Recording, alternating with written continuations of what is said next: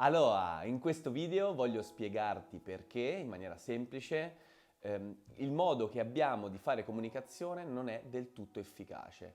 Questa cosa in realtà non è che si rispecchia soltanto nel nostro modo, diciamo, quotidiano nel fare comunicazione, ma sto parlando in particolare della comunicazione che hanno i business, i personal brand, tutti quelli che vogliono interfacciarsi con un pubblico o interfacciarsi ovviamente con dei clienti.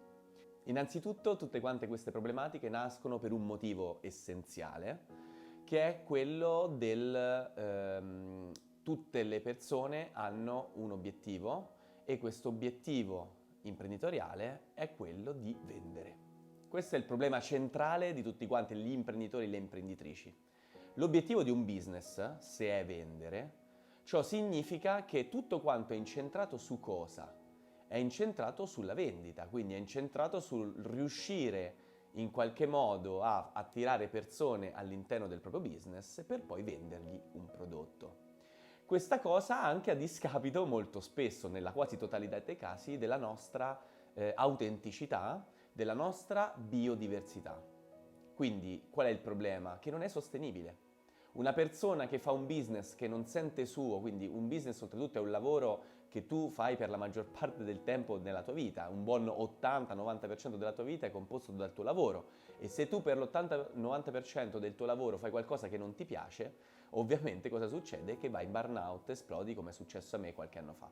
Ecco quindi che bisogna fare cosa? Cos'è la sostenibilità? La sostenibilità è una caratteristica, uno stato dei sistemi che può essere mantenuto a lungo periodo in maniera appunto indefinita. E l'unico lungo periodo che possiamo mantenere a livello indefinito è appunto la felicità. Ecco quindi che la cosa che dovremmo fare più di tutti è creare un business da cosa innanzitutto, non per vendere, ma che vada nella direzione della nostra visione, dei nostri sogni. E qui entra il primo elemento, cioè dobbiamo fissare la nostra vision. Perché faccio quello che faccio? Perché voglio muovermi? Perché mi voglio muovere, voglio cambiare il mondo? Qual è il mondo che io sogno? La vision risponde a questa domanda. Qual è il mondo che io mi immagino? Tutti quanti noi in realtà viviamo la nostra vita secondo un mondo che noi pensiamo che sia di fantasia, è nella nostra testa questo mondo, no?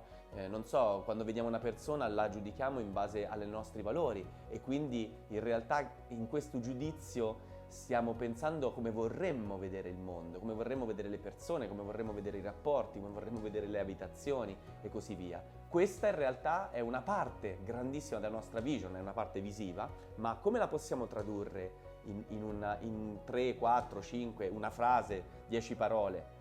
Bene, la nostra vision, se noi viviamo in linea con la nostra vision, cosa dovremmo fare a livello di business? Semplicemente attrarre persone simili a noi.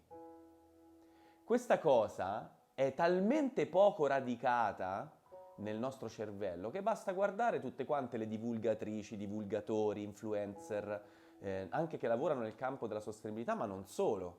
Che cosa fanno? Chiedono costantemente al proprio pubblico che cosa gli piacerebbe, che se quell'immagine gli piace più di un'altra, se una bio gli piace più di un'altra e così via. Ma una bio come un'immagine non deve in sé per sé piacere. Certo, è importante che il nostro pubblico apprezzi i nostri contenuti, ma se noi abbiamo fatto bene il nostro lavoro, avremo già un pubblico che apprezza quello che facciamo. Invece loro stanno chiedendo al loro pubblico soprattutto perché stanno puntando alla massa e quindi devono spostare la loro immagine a seconda di ciò che vuole il pubblico. Invece il modello che sto portando avanti io è il contrario, esattamente il contrario.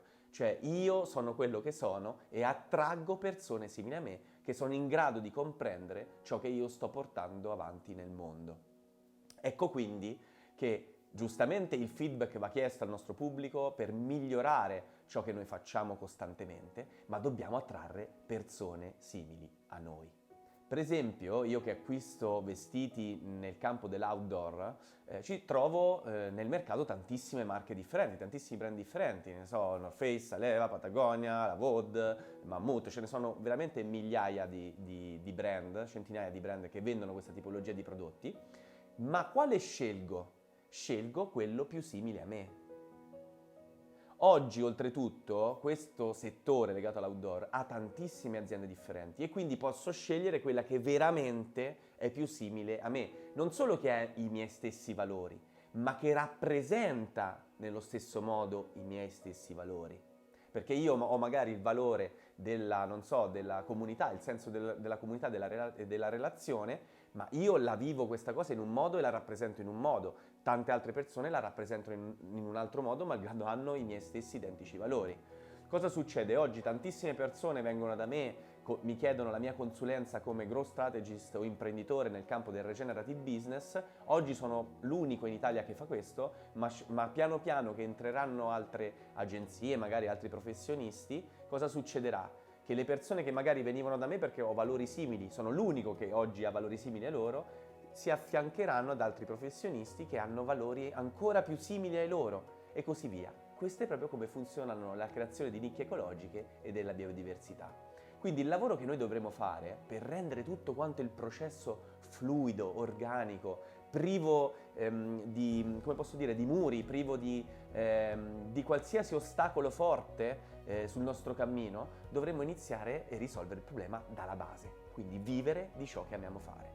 Perché quando noi viviamo di ciò che amiamo fare, non soltanto ispiriamo noi stessi costantemente a migliorarci, siamo curiosi, a cambiare costantemente strada, aperti al cambiamento, ma ispiriamo anche gli altri a fare lo stesso per la loro vita. E quindi a quel punto gli altri aizzeranno le antenne, ascolteranno, saranno pronti ad ascoltare il messaggio che io ho da dare loro e quindi avvicinerò inevitabilmente persone che risuonano alla mia stessa frequenza, che capiscono i miei valori, che sono accanto a me perché hanno il mio stesso modo di vivere anche, di ascoltare il mondo e quindi se io faccio ciò che mi piace, che è anche ciò che so fare meglio, attrarrò inevitabilmente persone che sono in grado di comprendere quel mio piacere e il mio valore che sto restituendo loro attraverso non soltanto i miei prodotti, ma anche attraverso i miei stessi valori.